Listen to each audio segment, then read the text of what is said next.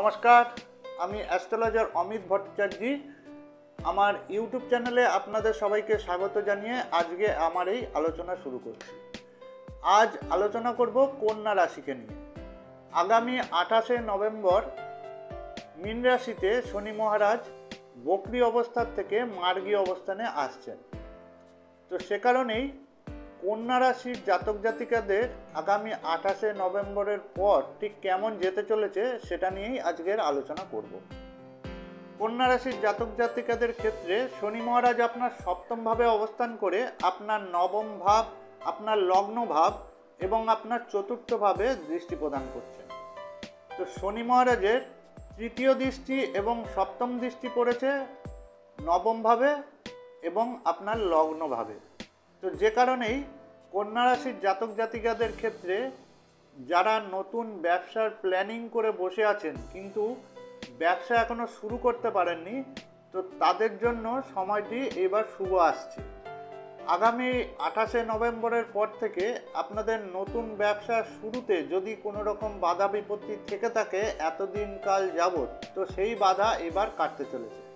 আর যারা অলরেডি ব্যবসায় নিযুক্ত আছেন, নতুন করে কোনো বিনিয়োগের কথা ভাবছিলেন, তো তাদের ক্ষেত্রেও সেই বিনিয়োগ করবার যোগ অবশ্যই আসছে। তবে যারা নতুনভাবে কিছু বিনিয়োগ করবেন তাদের অবশ্যই নিজের জন্মছক বিচার করিয়ে তবেই বিনিয়োগের ক্ষেত্রে ভাবা উচিত, কারণ জন্মছক অনুযায়ী আপনার বিনিয়োগ করবার পরে আপনার ব্যবসায় লাভ হবে না লস হবে সেটা দেখে নেওয়া খুবই প্রয়োজনীয়।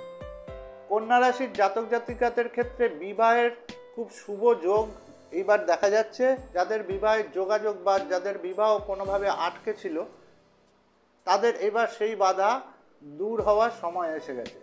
আপনাদের বিবাহের জন্য সময়টি খুবই অনুকূল আসতে চলেছে। এরপর কন্যা রাশির জাতক জাতিকাদের ক্ষেত্রে শনি মহারাজের দশম দৃষ্টি আপনার চতুর্থ ঘরে পড়েছে। কন্যা রাশির জাতক জাতিকাদের ক্ষেত্রে যারা পড়াশুনোর সাথে যুক্ত আছেন তাদের ক্ষেত্রে আগামী 28শে নভেম্বরের পর আপনাদের পড়াশুনোর জায়গাতে আরও বেশি করে পরিশ্রম করতে হবে এবং যেই সমস্ত ছাত্রছাত্রীরা এতদিন সঠিক টিচার খুঁজে পাচ্ছিলেন না, সঠিক শিক্ষক খুঁজে পাচ্ছিলেন না, তারা কিন্তু এইবার তাদের নিজেদের মনের মতো সঠিক একজন টিচারকে খুঁজে পাবেন বা আপনার শিক্ষককে খুঁজে পাবেন। তো আগামী 28শে নভেম্বরের পর শনি মহারাজ মার্গী হলে কন্যা রাশির জন্য সময়টি সর্বসাকুল্যে বলা যেতে পারে ভালোই থাকবে।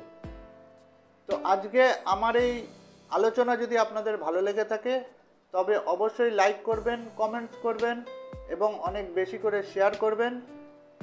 এছাড়াও আগামী রাশিফলগুলি জানবার জন্য অবশ্যই আমার চ্যানেলটিকে সাবস্ক্রাইব করে রাখবেন। নমস্কার।